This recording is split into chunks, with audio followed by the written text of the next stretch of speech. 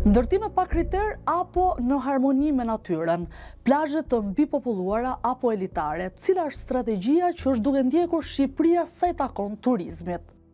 Çdo vit qindra mijëra turistë vërshojnë drejt Shqipërisë, por në vend të qetësisë dhe ekskluzivitetit përballen me çmimet e larta dhe mbipopullim.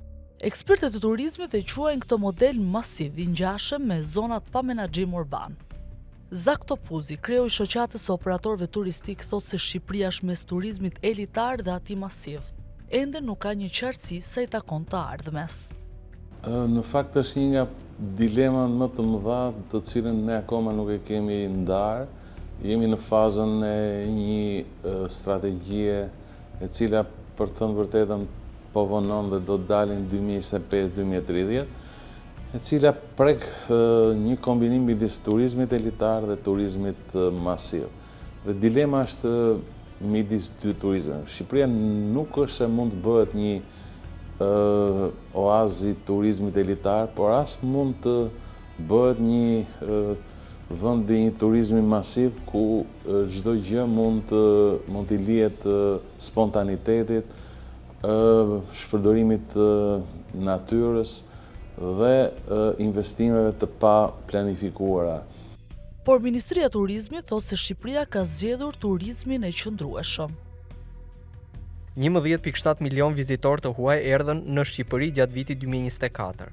Për vitin 2025 në vijim, sipas edhe strategjisë së turizmit 2030, pritshmëritë kryesore të Ministrisë së Turizmit dhe Mjedisit lidhen më tepër me cilësinë si standardet, shtirjen e turizmit gjithëvjetor në territor dhe jo thjesht me shifrat. Tashmë kemi hyrë në një trajektore të rritjes së qëndrueshme të vizitorëve. Po sa përkthehet në ekonomi rritja e turizmit? A kanë vërtet numrat rëndësi? Rritja e të ardhurave nga turizmi është reflektuar.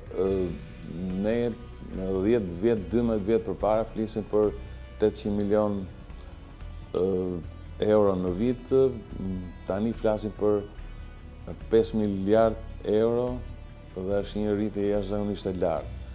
Dhe këto nuk janë shifra vetëm të Instatit, por janë dhe të Eurostatit, i cili për thënë vërtetën bën dhe kalkulime tjera për të nxjerrë këto shifra. E rëndësishme është që ne jemi në pikun kulminant që duhet bëjmë një analizë të qartë. A janë vërtet turistë këta që qarkullojnë në Shqipëri, apo janë dhe turistët tranzit, siç mund ta quajmë, pasi në rast se niveli i turistëve kalon më shumë se një banor me 5 turistë, atëherë bëhet shqetësues. Dhe ne jemi në këtë fazën e 1 me 5. Por ne nuk jemi të qartë që këta njerëz që vinë apo këta turistë janë vërtet turistë.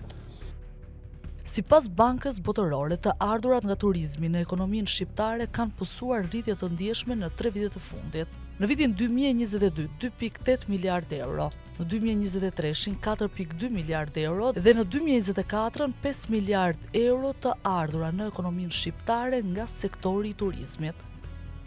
Por çfarë strategjie kanë ndjekur Malizi dhe vendet e tjera të rajonit sa i takon zhvillimit të turizmit të qëndrueshëm? Thjesht Malizi ka kuptuar që vetmja mënyrë për të siguruar të ardhura, për ta ka qenë turizmi. Dhe ata kanë zbatuar me përpikmëri strategjitë e turizmit, të cilat janë bërë nga të njëjtat kompani që janë bërë dhe strategjinë në Shqipëri. Unë mund të them që ne kemi 12 vjet pas strategji, e cila është spostuar gradualisht. Strategjitë janë bërë pothuajse nga ekspertët më të mirë në botë dhe janë financuar nga organizatat jo fitimprurëse siç është Gizi apo të tjerat, dhe nuk kam pasur problem strategjitë. Por ne nuk kemi arritur t'i zbatojmë ato për shumë arsye. Çdo qeveri ka tentuar të vendosë rregulla të reja. Turizmi elitar, i cili ka potencial Shqipëria, kërkon cilësi, shërbime dhe qetësi. Po për të arritur deri në këtë pikë, Shqipëria duhet të vendosë se cila do të jetë rruga që do të ndjek. Dhe sa më shumë të vonojë zgjidhja, aq më shumë do të ketë dhe nevojë për produktivitet. Deri më tani, Shqipëria më shumë ka prodhuar numra se sa përvojë, por se çfarë do të ndodhë në vitet në vijim, do të duhet të përcaktojmë fillimisht se cilën rrugë do duhet të zgjedhim.